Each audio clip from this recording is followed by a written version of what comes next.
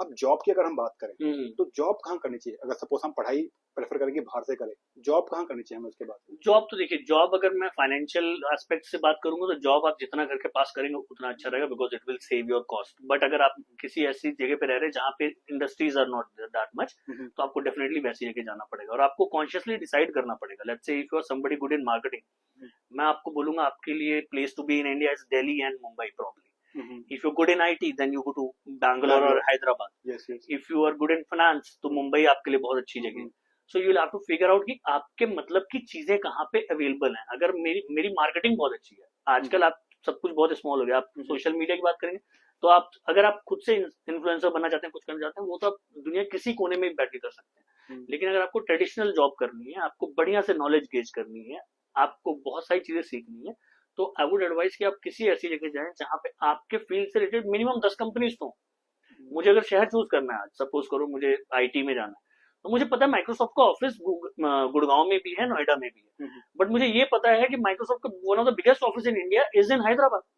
उसी के सामने विप्रो भी है, उसी के सामने इन्फोसिस, उसी के पास में इन्फोसिस भी है। So I have that opportunity of exploring other options also okay. वहां पे जाके। सो जॉब के पॉइंट ऑफ व्यू से आप ये डिसाइड करो कि आपको किस सिटी में ज्यादा कंपनीज मिल रही है, वैरायटी ऑफ कंपनीज होनी चाहिए, वास्ट नॉलेज होनी चाहिए। ताकि आपका हमेशा बैकअप रहे तैयार। बिल्कुल, अगर आप राइट। सेकंड टायर सिटी में रहते हो, आप वहां पे जॉब करते हो, इट इज गुड, प्रॉब्ली आपके लिए फाइनेंशियली बहुत अच्छा होगा, बट आपको डाउन द लाइन ये पता है कि आपकी ग्रोथ विल बी स्टेगनेंट और आप बिकॉज, बंद गए हो कहीं ना हाँ, कहीं। क्योंकि 3 कंपनीज हैं और 3-4 हाँ। कंपनीज हैं। आप लेट्स से अगर आप एजुकेशन सेक्टर में भी काम करते हो तो हम्म, आप लेट्स से लखनऊ एग्जांपल लेते हैं, बहुत ज्यादा यूनिवर्सिटीज नहीं हम्म, है, सिटी बहुत अच्छी है लेकिन बहुत अच्छी यूनिवर्सिटीज नहीं है वहाँ, हम्म, अच्छी यूनिवर्सिटीज नहीं है, उतनी अपॉर्चुनिटीज नहीं है। हम्म, आप अगर दिल्ली में काम करते हो, आपके ग्रेटर नोएडा पे एक एजुकेशन बेल डेवलप हो चुकी है, आपके हाँ जी। गाजियाबाद में एक एजुकेशन बेल डेवलप हो चुकी है, गुड़गांव में, so there lot of college, lot of opportunities आते कंपटीशन ऑल्सो देयर हैं। यस एंड यस, दोनों साइड से एक तरीके से। एब्सोल्युटली। ठीक है, तो जैसे अभी आपने बताया है कि जॉब बाहर ही करनी चाहिए। लेट्स सपोज कि कोई बच्चा जर्मनी गया पढ़ने, उसने कोई लेट्स से मैकेनिकल का कोर्स किया, मतलब ऑटोमोबाइल सेक्टर का, ठीक है, एंड वहां पे तो बहुत सारा हब है एक तरीके से। तो अगर उसके पास जॉब ऑप्शन है, एक इंडिया में हाँ जी, और एक जर्मनी में, हाँ जी। तो आपके हिसाब से उसे क्या चूज करना चाहिए?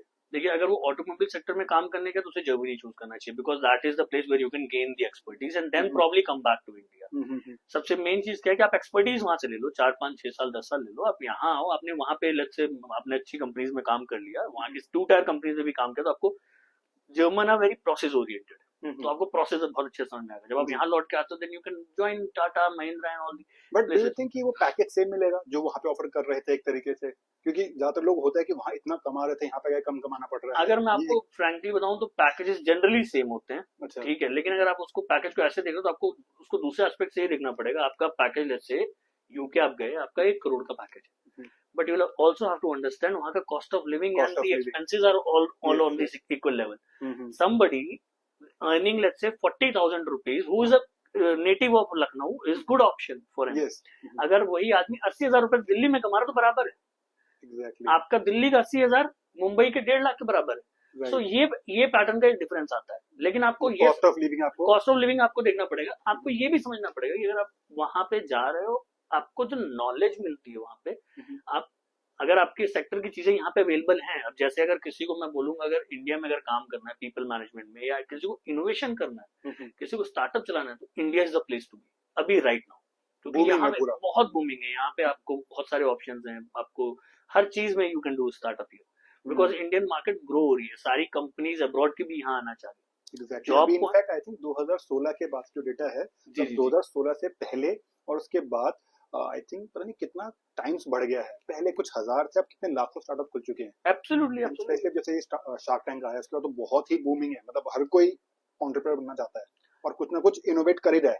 करना चाहता है, कर भी रहा है, बट मेरा अगेन सबको बहुत ही कॉशियसली सजेशन ये रहता है, कोई भी डिसीजन लाइफ में किसी को देख के इंस्पायर होके लेना है, लो, इन्फ्लुएंस होके मत लो। Now this two words are very common, inspire inspire, हो बट इन्फ्लुएंस ना इन्फ्लुएंस हो। मत हो, okay. Because inspire is let's say I can get inspired by somebody और उसके उसके काम करने तरीके, उसकी ग्रोथ से। इन्फ्लुएंस होता है कि उसकी लाइफस्टाइल को फॉलो करना शुरू कर देना, कि उसका लाइफस्टाइल हम पूरा फॉलो करेंगे, बट आपको ये नहीं पता उसके सर्कमस्टेंसेस कैसे थे उस लाइफस्टाइल को फॉलो करने के लिए और आपके कैसे हैं।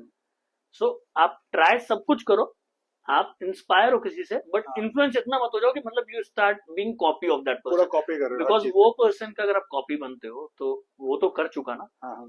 एंड कॉपी कितनी कॉपीज बन के घूम रही होंगी बाजार में, ऑब्वियसली। तो आपकी कुछ इंडिविजुअलिटी नहीं रहेगी। राइट राइट राइट, नहीं, टोटली एग्री।